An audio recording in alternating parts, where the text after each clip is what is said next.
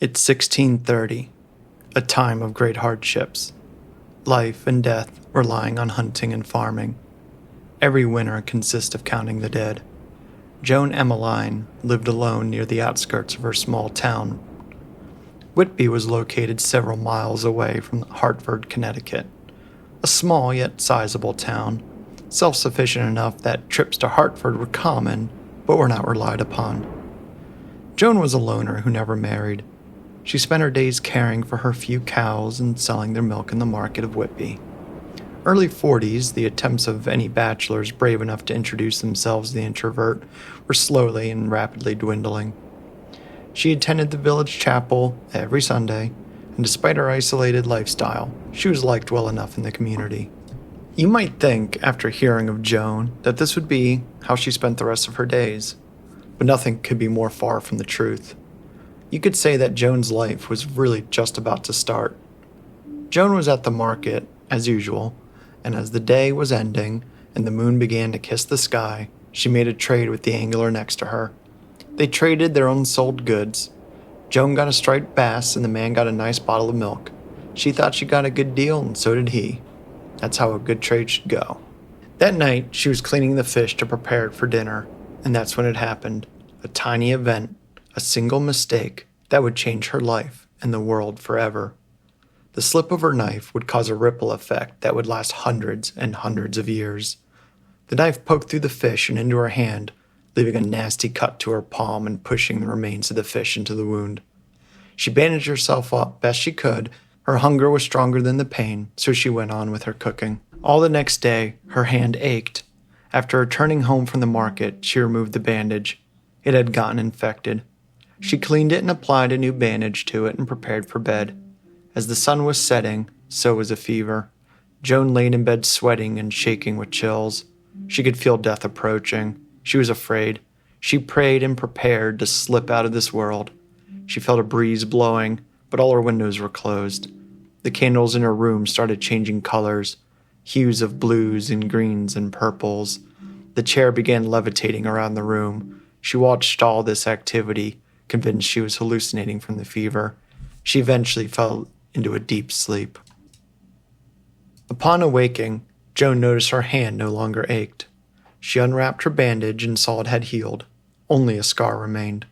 She took a few moments to collect herself and recalled the strange occurrences. Her breath gasped when she saw the chair had been moved. She made excuses to herself and went to attend her cows. She spent the day obsessing about the strange events she saw, though. The feeling was nagging. She hardly slept that night. The next morning, she neglected her cows and lit some candles. She spent the day staring at them.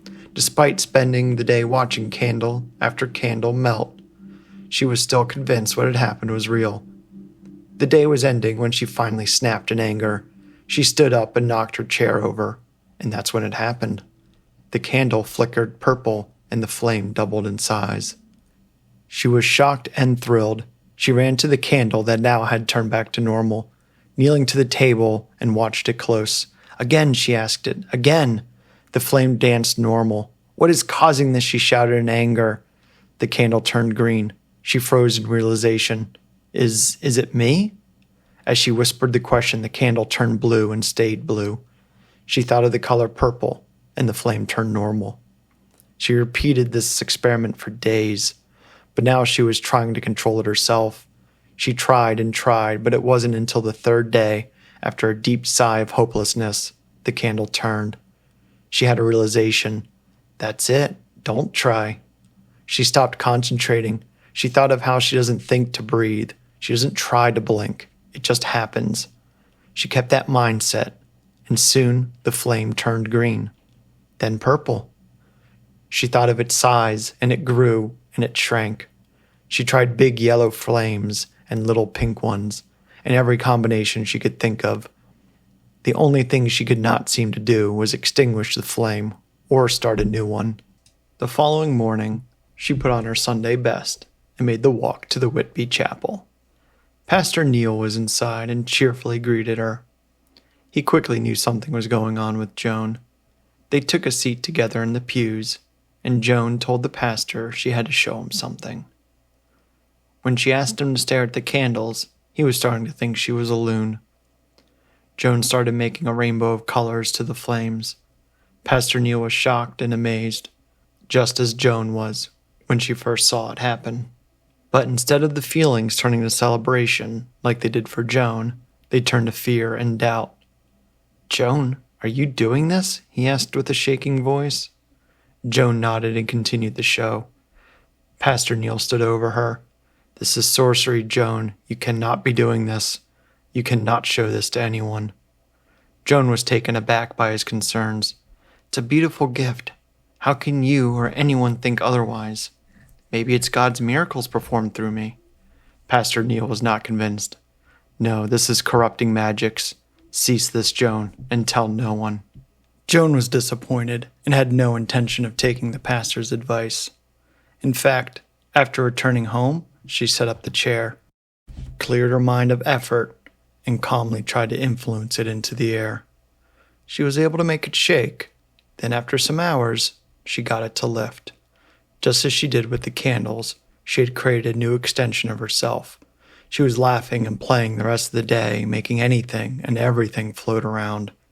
It was not even a difficult decision for the introvert. She wanted to share her powers with others, contribute to the village, and show everyone the beauty of her abilities. Joan arrived at the market as they were opening. It was commonly the most active time. People only realized they had not seen Joan the last week, after she had already arrived. She gathered her courage a few moments and started to speak, requesting everyone gather around. Curiosity was high among the shoppers and merchants, as the quiet wallflower was drawing attention to herself. "Everyone, watch and see, for what I've learned may change all of our lives forever." Joan was right. Not a single life in that village would ever be the same after this. She looked to a goat, and the crowd gasped in horror as she began to make it hover. It kicked and squawked 5 feet in the air. This is about the time Pastor Neil arrived and witnessed her show. He shook his head, already knowing of the consequences. Joan was scared. The reactions from the town people were not positive. They were afraid. They were shouting at her. She ran back to her house and hid. It was only a few hours later a mob arrived. They knocked her door in and took her to the town square. Mayor Henry was there along with many townspeople. Joan could see a pile of firewood with a large pole in the center. She knew they wanted to burn her at the stake. She thrashed and pleaded, but the men handling her tied her to the large pole. Mayor Henry read the town's laws. "Any person who practices the dark arts of sorcery shall be executed in a fitting manner. Joan Emeline, you are tried for such practices. People of Whitby, yea or nay." The crowd unanimously voted yea. Joan could see Pastor Neil. His lips whispered yea. She didn't care his face was riddled with shame or regret for it. She felt betrayed. A torch lit the pile of firewood, and Joan screamed in panic. But the fires turned to a smolder.